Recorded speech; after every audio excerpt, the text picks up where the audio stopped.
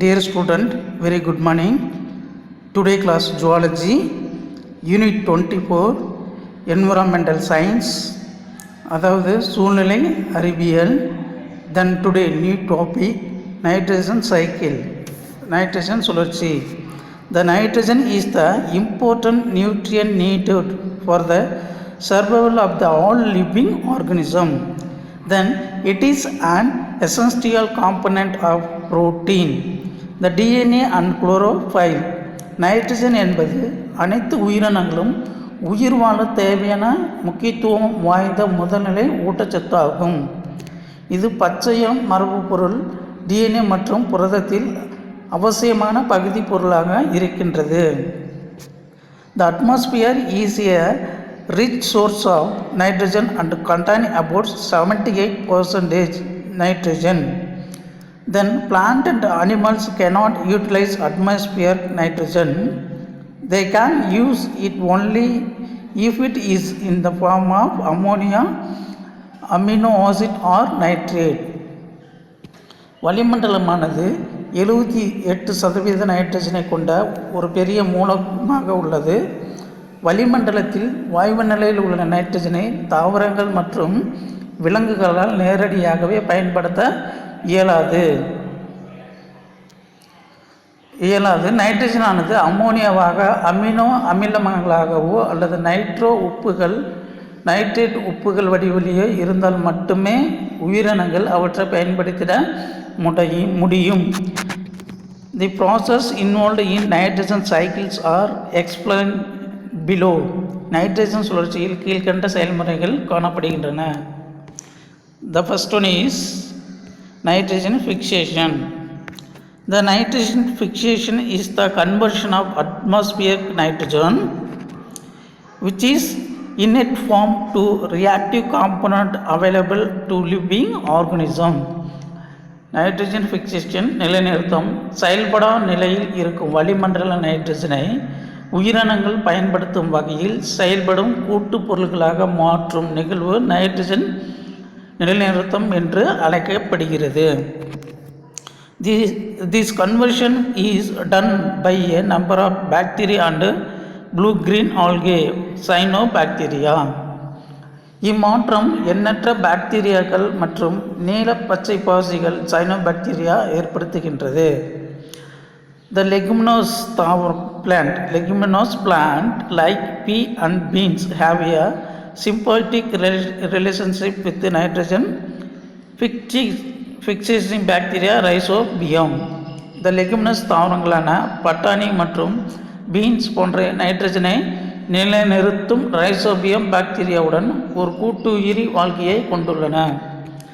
But Rhizobium occurs in the root nodules of leguminous plant and fixed nitrogenous compound. இந்த வகை பாக்டீரியாக்களானவை ரைசோபியங்கள் legume தாவரங்களின் வேர் முண்டுகளில் தோன்றி நைட்ரஜனை நிலைநிறுத்துகின்றன. The next topic, nitrogen assimilation. The plant absorb nitrate, iron and use them for making organic matters like protein and nucleic acid. தாவரங்கள் நைட்ரஜனை nitrate அயனிகளாக உறிஞ்சி கரிம பொருட்களான புரதங்கள் மற்றும் நியூக்ளிக் அமிலங்களை உருவாக்குவதற்கு பயன்படுத்துகின்றன. The herbivorous animals convert plant protein into animal protein.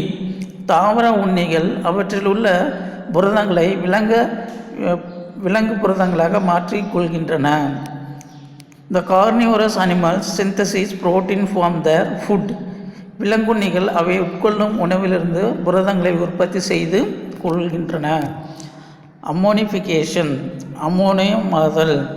This process of decomposition of nitrogenous waste by phosphoryzing bacteria and fungi into ammonium compound is called ammonification. Nitrogen கழிவுப் பொருட்களை கெட்டழிக்கும் பாக்டீரியாக்கள் மற்றும் பூஞ்சைகள் அம்மோனிய சேர்மங்களாக சிதைவுற செய்யும் நிகழ்வு அம்மோனியமாதல் என அழைக்கப்படுகிறது. The animal proteins are excreted in the form of uric acid or ammonia. விலங்கு புரதங்களானவை urea, uric அமிலம் அல்லது அம்மோனியா வடிவில் கழிவுகளாக வெளியேற்றப்படுகின்றன. The food-preferring bacteria and fungi decomposes these animals' protein, dead animals and plant into the ammonium compound. கெட்டழிக்கும் பாக்டீரியாக்கள் மற்றும் பூஞ்சைகள் ஆகியவை விலங்கு புரதங்கள், இறந்த விலங்குகள் மற்றும் தாவரங்களை சிதைவு செய்து அம்மோனியா சேர்மங்களாக மாற்றுகின்றன.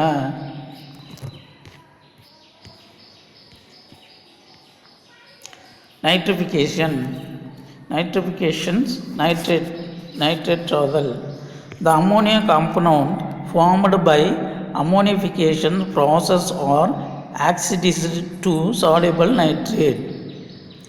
அதாவது அம்மோனியமாதல் நிகழ்வின் மூலம் உருவான அம்மோனிய சேர்மங்கள் ஆக்சிஜனேற்ற செயல்முறை மூலம் கரையக்கூடிய நைட்ரேட் உப்புகளாக மாற்றப்படுகின்றன. This process of nitrate formation is known as nitrification. இந்த செயல்முறை நைட்ரேட்டுதல் என அழைக்கப்படுகிறது. The bacteria responsible for nitrification are called as nitrifying bacteria. இந்நிகழ்வுக்கு காரணமாக உள்ள பாக்டீரியங்கள் நைட்ரேட்டாக்கும் பாக்டீரியங்கள் எனப்படுகின்றன. Tables. Role placed in nitrogen cycle. Name of the microorganism. Nitrogen fixation. Acidobacterium soil. Rhizobium in root nodule. Blue-green algae nostoc. Ammonification. Food-producing bacteria and fungi. Nitrification. Nitrifying bacteria. Nitrosomonas and Nitrobacter. Denitrification. Denitrifying bacteria and Pseudomonas. Denitrification. Nitrate வெளியேற்றம். The free-living soil bacteria such as Pseudomonas, they reduce nitrate ion of soil into the gaseous nitrogen which enters the atmosphere. அதாவது nitrate வெளியேற்றம். நைட்ரேட்டுதல் செயல்முறையில் உருவாக்கப்பட்ட nitrate அயனிகள் மண்ணிலிருந்து ஒடுக்கமடைந்து வாயு நிலைக்கு மாறி வளிமண்டலத்தை அடையும் முறையே நைட்ரேட் வெளியேற்றம் எனப்படுகிறது. தனித்து மண்ணில் வாழக்கூடிய பாக்டீரியாக்களான சூடோமோனாஸ் சிற்றினங்களால் இந்த செயல்முறை நடைபெறுகிறது. The human impact of nitrogen cycle. Nitrogen சுழற்சியில் மனிதனின் தாக்கம். The burning fossil fuel application of nitrogen-based fertilizers and other activities can increase the amount of biologically available nitrogen in an ecosystem. The nitrogen applied to agricultural field enter rivers and marine system. It alters the biodiversity, change the food web structures and destroy the general habit. புதைப்படிவ எரிபொருள்களை இயற்கை வாயு, petrol, diesel எரிப்பதன் மூலம் நைட்ரஜனை அடிப்படையாக கொண்ட உரங்களை பயன்படுத்துவதன் மூலம் மற்றும் பல செயல்களாலும் சூழ்நிலையில் உயிரிய நைட்ரஜன் இருப்பு அதிகரிக்கின்றது. விவசாய நிலங்களில் பயன்படுத்தப்படும் நைட்ரஜனானது ஆறுகளுக்கு சென்று அங்கிருந்து கடல் சூழ்நிலையை சென்றடைகிறது. இவ்வாறு கடத்தப்படுவதன் மூலம் உணவு வலையின் அமைப்பில் மாற்றம் ஏற்படுகிறது. வாழிடங்கள் அழிகின்றன. மேலும் உயிரினங்களின் பல்வகைத்தன்மையும் மாற்றி அமைக்கப்படுகின்றது. Carbon cycle. The carbon occurs in various forms on earth. The charcoal, diamond and graphite an elemental form of carbon. Carbon பல்வேறு வடிவங்களில் பூமியின் மீது கிடைக்கின்றது. இவை கரி, வைரம் மற்றும் கிராஃபைட் போன்ற கார்பனின் எளிய வடிவங்கள் ஆகும். The component form of carbon include carbon monoxide, carbon dioxide and carbonate salt. Carbon monoxide, carbon di oxide, carbonate உப்பு போன்றவை கார்பனின் கூட்டுப்பொருள்கள் ஆகும். All living organisms are made up of carbon containing molecules like protein and nucleic acid. The atmospheric carbon dioxide enter into the plant through the process of photosynthesis to form a carbohydrate. From plant it is passed on to herbivores and carnivores. அனைத்து உயிரினங்களும் புரதங்கள் மற்றும் nucleic அமிலங்கள் போன்ற carbon கலந்த மூலக்கூறுகளால் உருவாக்கப்படுகின்றன. வளிமண்டலத்தில் உள்ள கார்பன் டை ஆக்சைடு ஒளிச்சேர்க்கை மூலம் தாவரங்களுக்கு சென்று மாவு பொருட்களாக மாற்றமடைகிறது. During respiration, plant and animals release carbon into the atmosphere in the form of carbon dioxide. The carbon dioxide is also returned to the atmosphere through decomposition of dead organic matters, burning fossil fuel, and organic activities. இப்பொருளானது தாவரங்களிலிருந்து தாவர உண்ணிகள் மற்றும் விலங்கு உண்ணிகளுக்கு கடத்தப்படுகிறது. தாவரம் மற்றும் விலங்குகள் சுவாசத்தின் போது carbon tie ஆக்சைடாக வெளியிடுகின்றன. இவ்வாறு கார்பன் வளிமண்டலத்தை சென்றடைகிறது. எரிமலை செயல்கள், படிம எரிபொருள்களை எரித்தல், இறந்து போன கரிம பொருள்களை சிதைத்தல் ஆகிய செயல்கள் மூலம் கார்பன் டை ஆக்சைடு மீண்டும் வளிமண்டலத்தை வந்தடைகின்றது. The human impact on carbon cycle. Carbon சுழற்சியில் மனிதனின் தாக்கம்.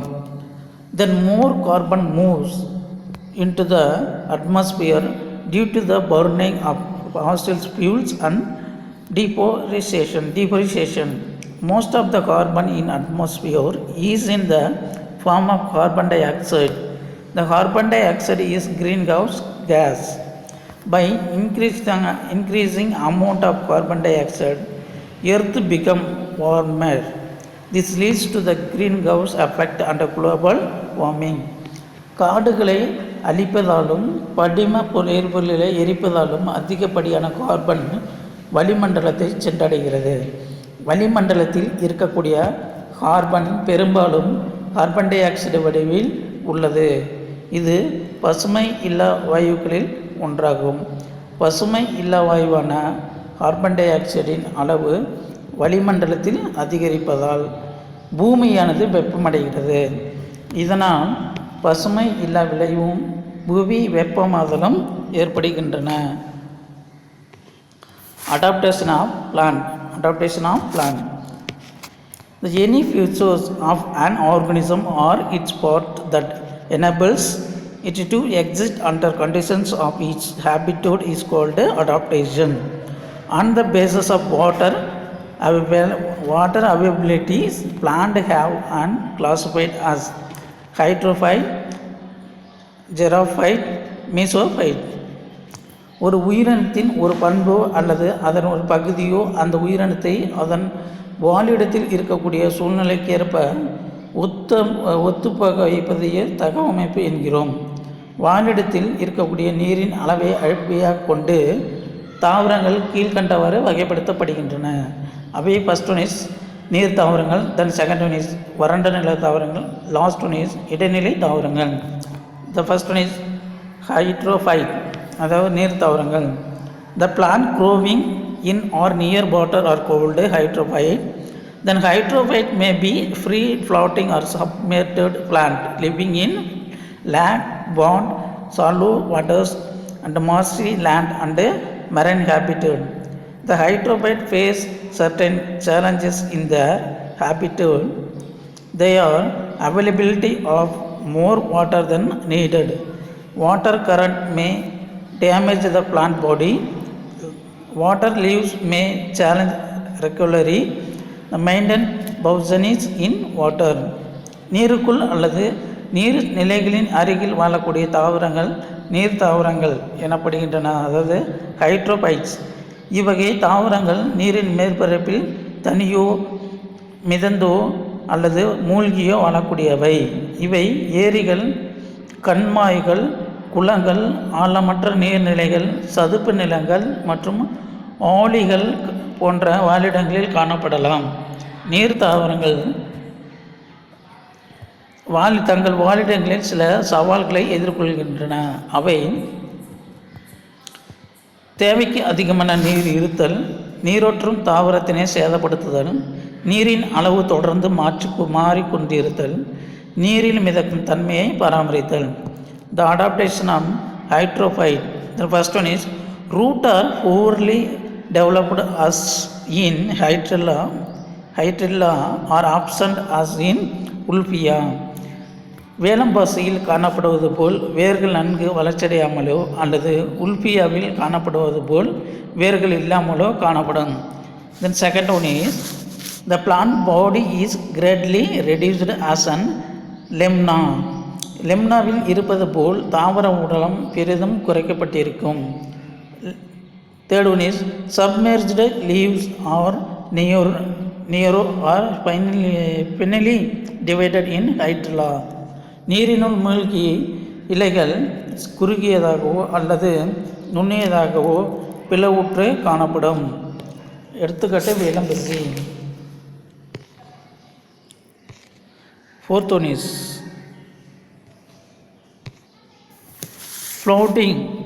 floating leaves have long leaf stalk to enable the leaves move up and down in responsible to change in water level. Lotus example. மிதக்கும் இலைகள் நீளமான இலை காம்புடன் நீரின் அளவிற்கேற்ப மேலும் கீழும் இயங்கும் வகையில் காணப்படும். Example lotus. Then last one is air chambers provide buoyancy and mechanical support to plant as in Eichhornia's swollen and spongy petiole. சில தாவரங்களில் காணப்படும் காற்றறை பைகள் அவற்றிற்கு மிதப்பு தன்மையும் உறுதித்தன்மையும் தருகின்றன. எடுத்துக்காட்டாக ஆகாய தாமரை காற்றறை பைகளுடன் பஞ்சு போன்று காணப்படும் வீங்கே இலைக்காம்பு. Second topic xerophyte. The plant that grow in dry habit and called xerophyte. These plants developed special structural and physiological characteristics to meet the following conditions. வறண்ட நில தாவரங்கள். குறைந்த அளவு நீர் உடைய வறண்ட பாலைவனம் போன்ற வாழிடங்களில் காணப்படும் தாவரங்கள் வறண்ட நில தாவரங்கள் என்று அழைக்கப்படுகின்றன. இத்தாவரங்கள் கீழ்கண்ட சூழ்நிலைகளை சந்திப்பதற்கான ஒருவித சிறப்பான அமைப்பியல் மற்றும் உடலியல் பண்புகளை உருவாக்கி கொள்கின்றன. The first one is to absorb such as much water as they can get from the surroundings. சுற்றுப்புறத்திலிருந்து தேவையான அளவு நீரை உறிஞ்சு கொள்ளல். Then second one is to retain water in their organ for very long time. பெறப்பட்ட நீரை அவைகளின் உறுப்புகளில் தேக்கி வைத்தல். To reduce the transpiration rate. நீராவி போக்கின் வேகத்தை குறைத்தல். To reduce consumption of water. குறைந்த அளவு நீரை பயன்படுத்துதல்.